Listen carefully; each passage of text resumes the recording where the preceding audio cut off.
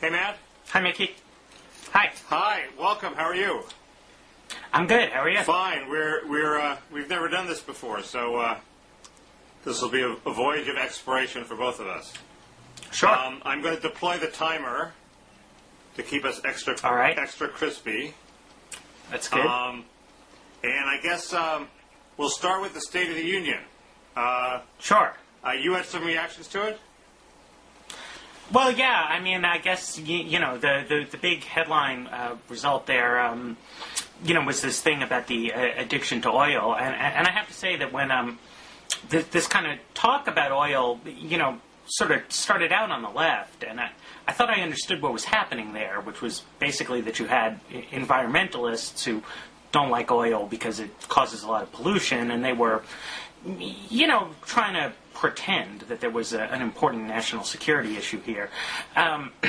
But then it kind of got more and more and more popular, and now you have Bush saying it, and I'm not sure I really see in what the problem is that we're supposed to be addressing. I mean, I guess the official Democratic talking points today are we're supposed to criticize the president's plan for not being ambitious enough, but what's the problem with importing oil? What's the problem with imported oil? Well, yeah. I assume. Well, it's interesting. There's an article by a guy named Zubrin, I think, on the American Enterprise website defending the Bush plan and saying that ethanol and methanol, either one or preferably both, substituting for oil is the solution to our problems in the Middle East. And he makes it sound like if we switch to alcohol instead of ethanol and methanol instead of gasoline, somehow the terrorists will be cut off from all funds. But that's just never going to happen. It's never going to be that Saudi Arabia and Iran and Iraq, or Iraq is on our side now, but Iran are never going to have a market for their oil. They're still going to be making millions and billions of dollars from oil. What will change is they won't have us over the barrel the way Iran does now, where if we attack them, they will threaten to cut off the oil, and that's sort of a noose around our neck. I think that's the argument. But if they cut off oil to us, right? Right. Oil would become very expensive. Right.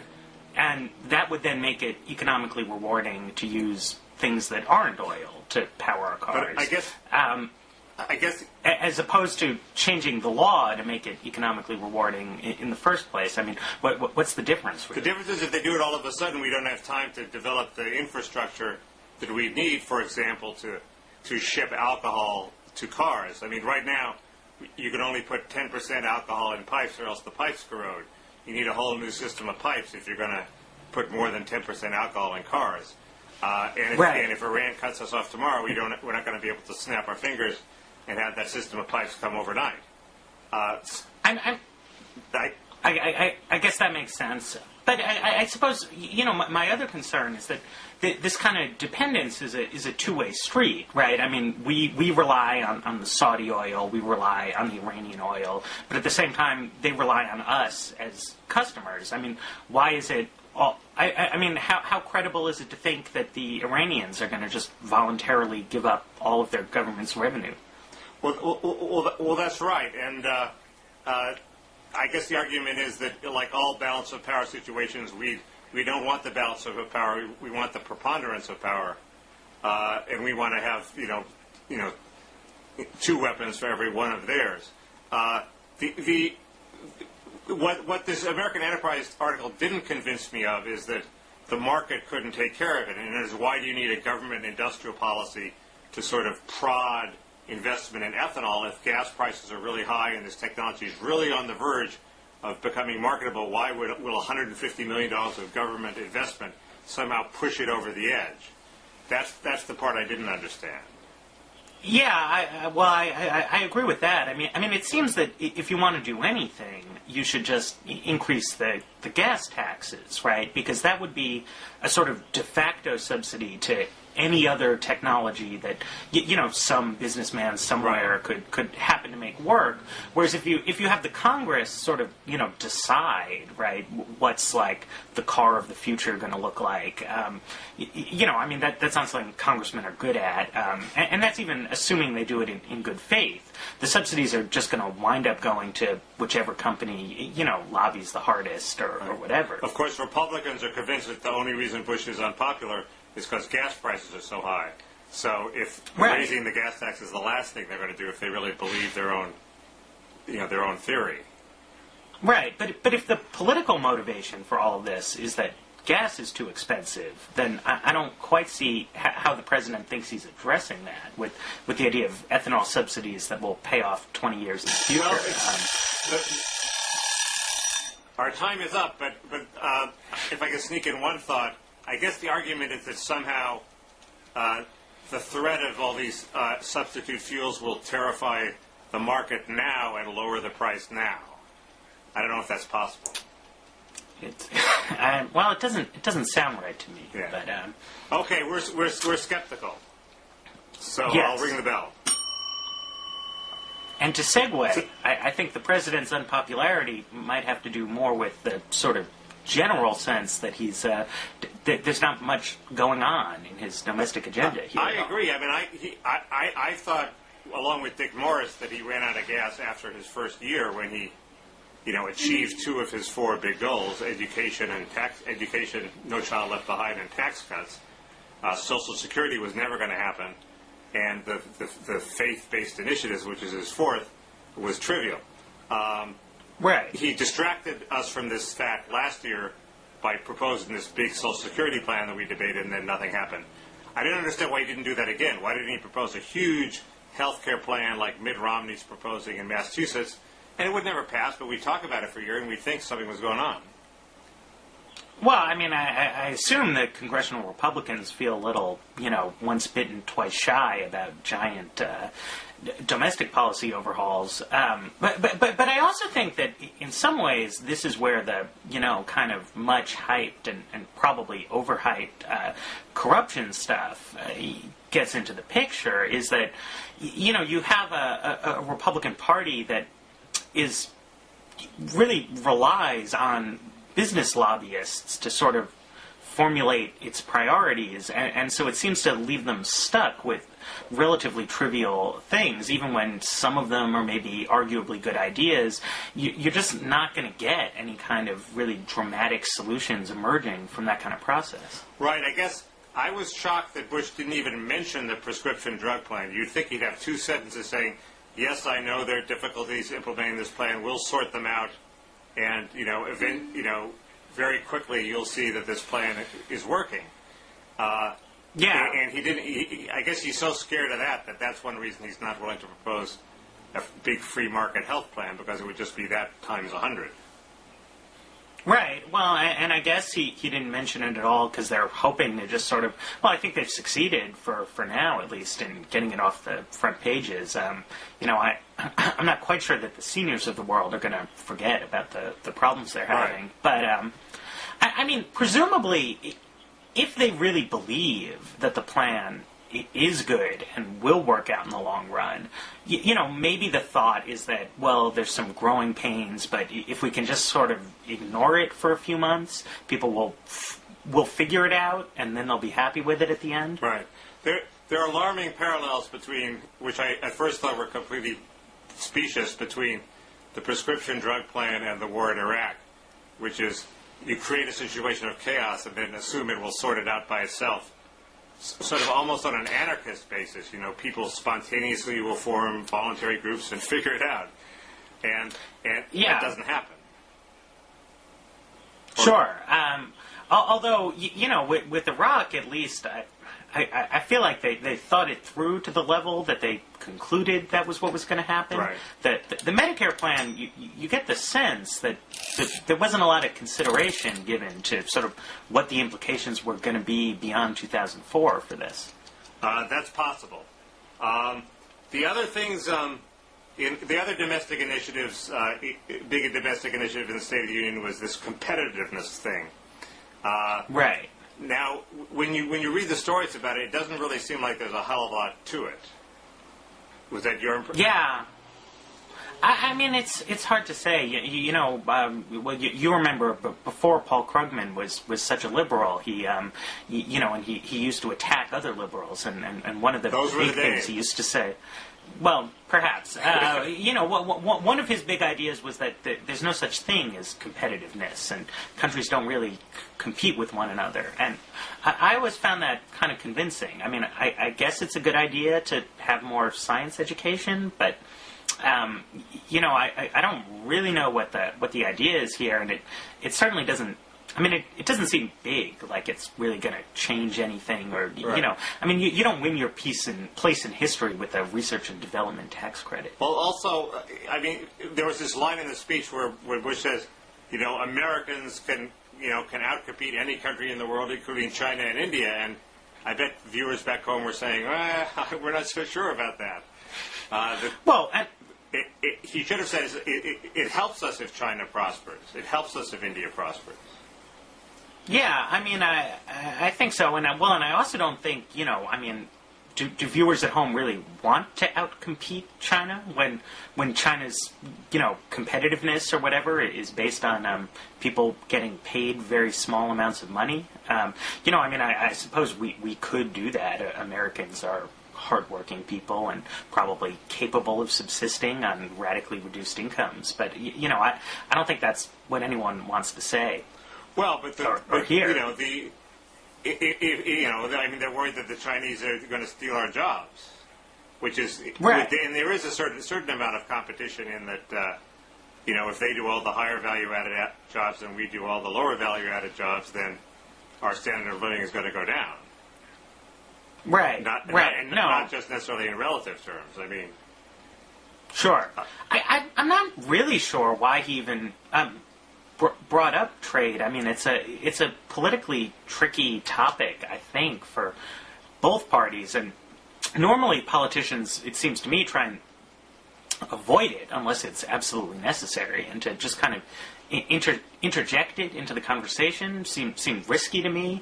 And then I thought, when I heard him at the beginning, I thought it was going to be followed up by some kind of big idea which would justify bringing this topic up, but then we didn't really get much, did we? Right. I guess maybe he was heading off like some national disaster in Detroit, where trying to be proactive, so he's not just reacting to the bailout demands that are coming down the road.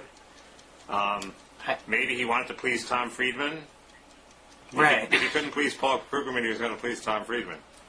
But I mean, nothing he said there was really on point for the auto industry's problems, at least. No, right? it was just politically to make it seem like he was, he's the steward of our industry and not, right. So it right. would help him deflect the demands. Oh no, don't, we're going to lose the auto industry, but because of this R&D, we're going to have, more higher tech, better industries down the road.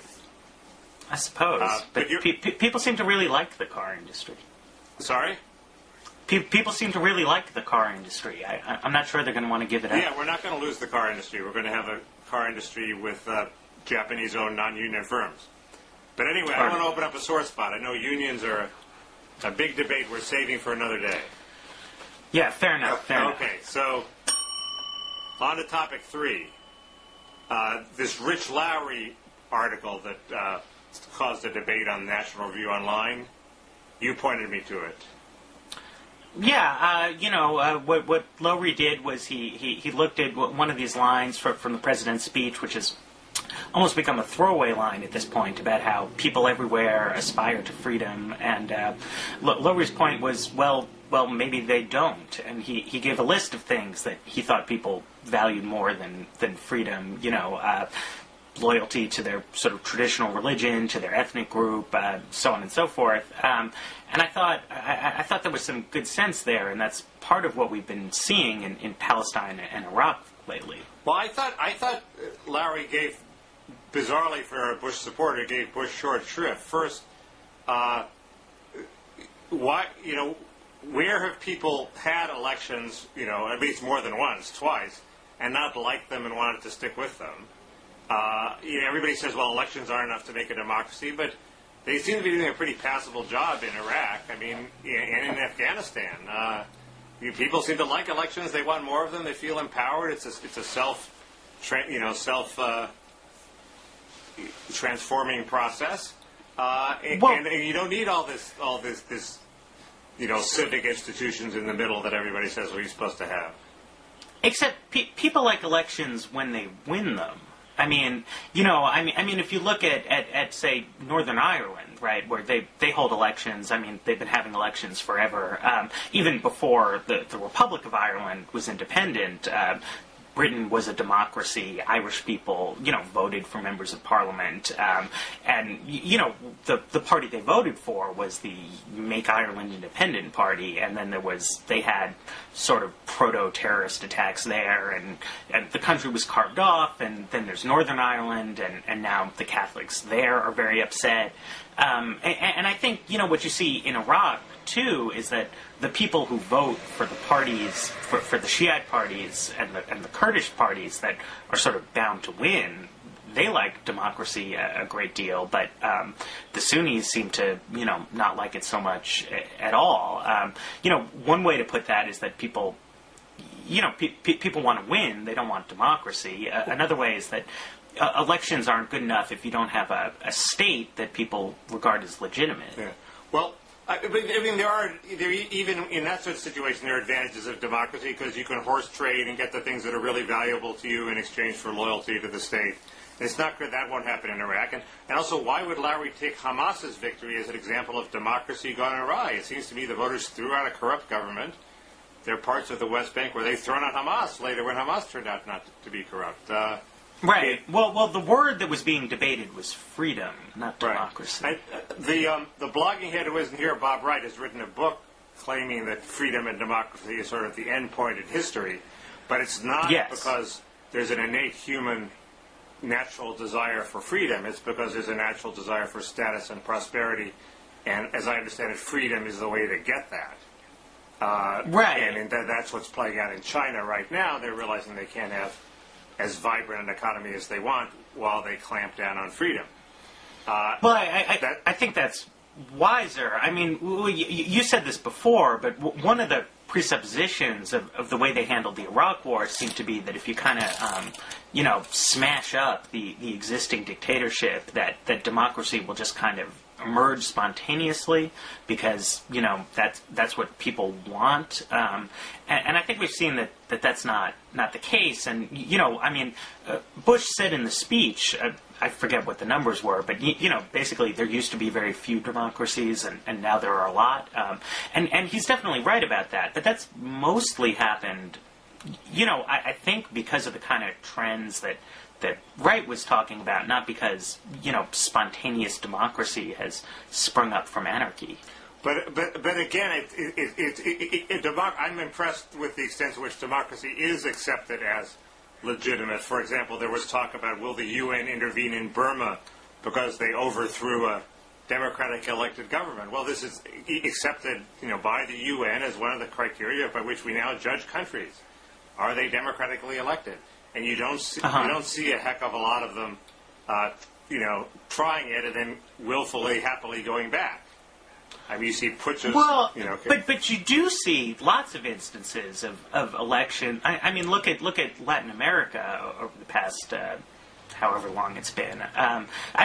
Recently things seem to be going better there, but it's not all that infrequent for a sort of dictator to be overthrown, a new government comes in, you have some elections, things seem to be on track for a while, and then, next thing you know, there's a coup, or maybe more what seems to be happening in Russia, which is that, the people who are in charge start rigging the system, clamping down on opponents, and you backslide.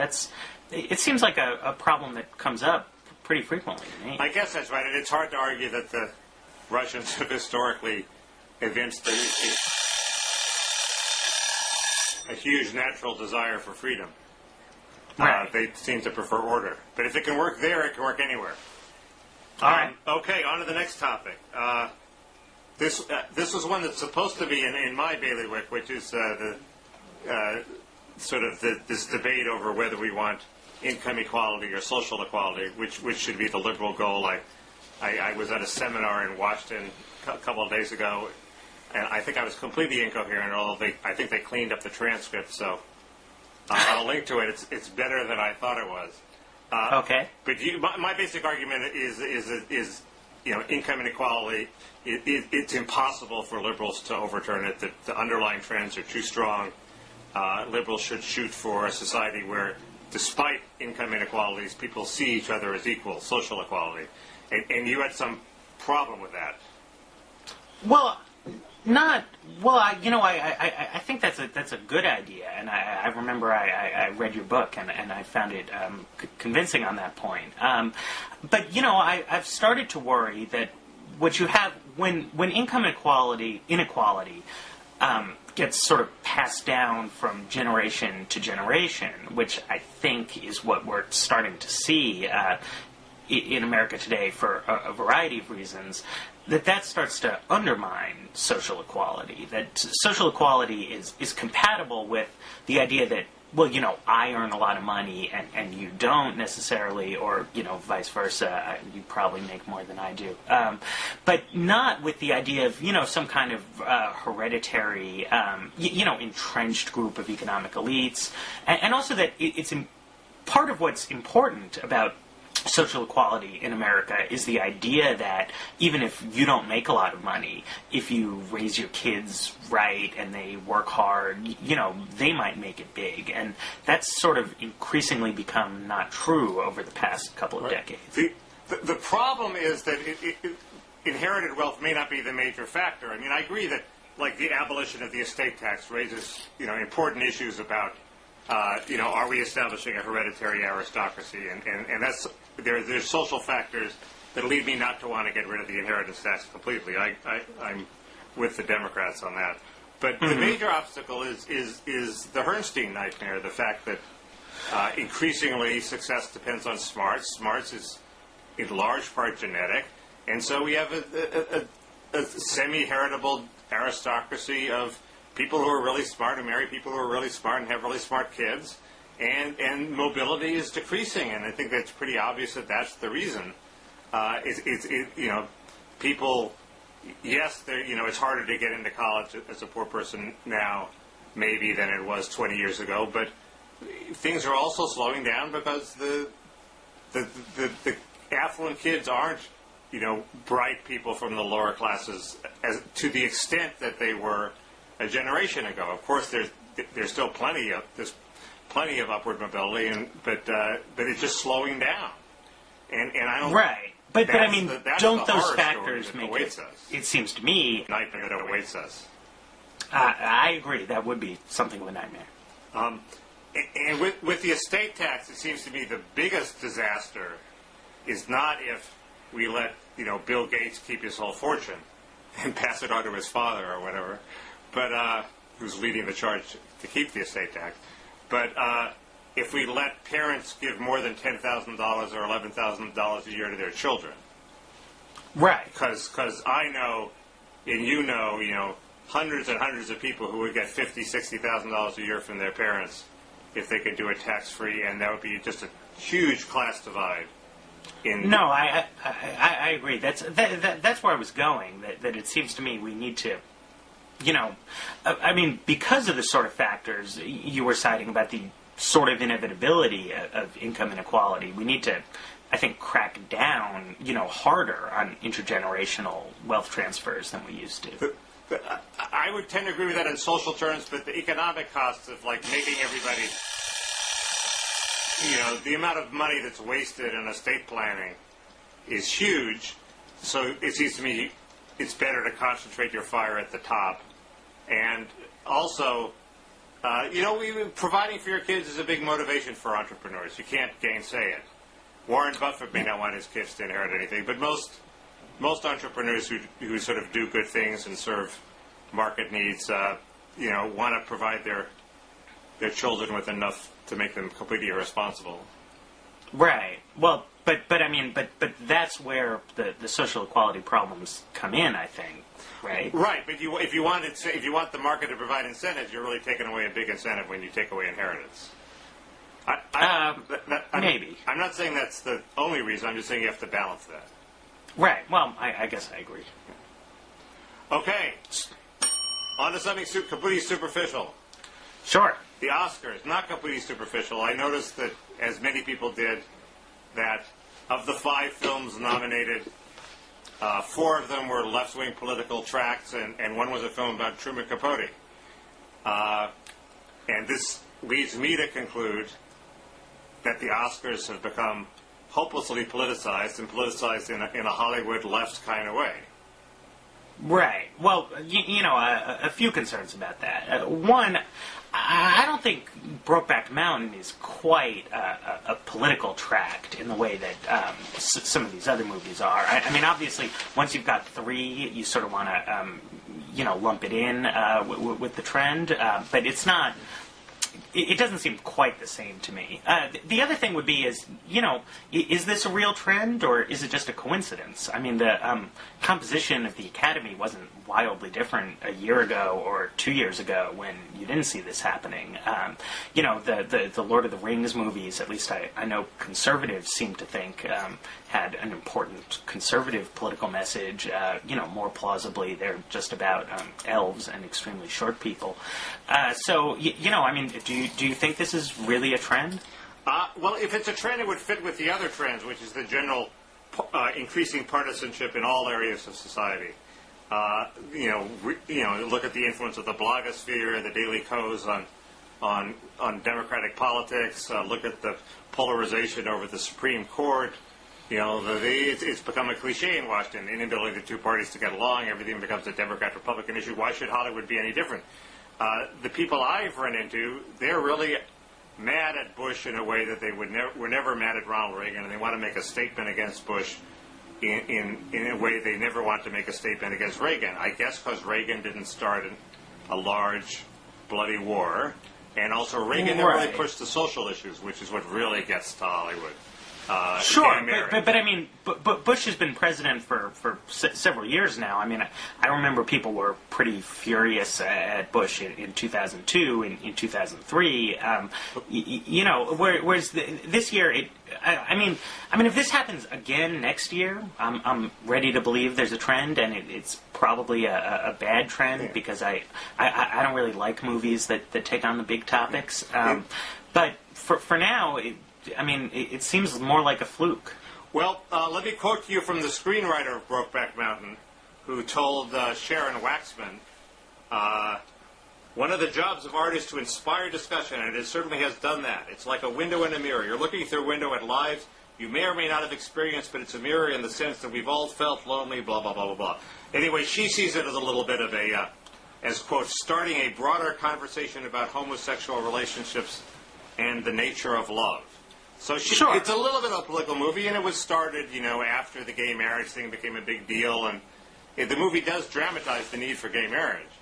So. Right. Well, but it's inevitable. I mean, given that there are a fair number of movies made every year, and of course most people in Hollywood are on the left. Every year you have a few movies with distinctive, liberal political agendas.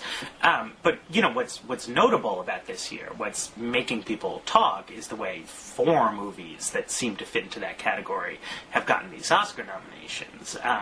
That's what distinguishes 2005 from previous years.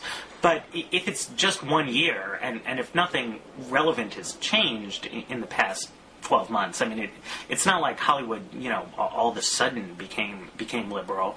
And also, unless I'm wrong, these have all been profitable movies, right? I mean, it would be noteworthy if the studios were sort of casting, the finances of their enterprises over the side in order to advance an agenda. But even though this has been I think a generally bad time for the movies, these particular movies are all making a lot of money. They're all making a lot of money, but there were other good movies like Pride and the other argument is made is that there were no other good movies around, but there were other good movies like Pride and Prejudice around, and Walk the Line was, maybe not a great movie, but was wildly successful and popular. Sure. Well, but my favorite movies of the year didn't get nominations either, but the sort of poor taste of Academy voters is a long-standing complaint. What? Was that the squid and the whale? I like the Squid and the Whale a lot, and Me and You and Everyone We Know. Didn't see that one. I guess I do not think that Sharon Waxman writes this ridiculous. The other thing is the press is trying to cover up that it's a left politics as opposed to just political movies. Sharon Waxman says, Oscar voters seem to be in a ruminative mood, perhaps reflecting the nation at large. Well, I don't think Hollywood reflects the nation at large in that respect. That's unlikely. Sorry?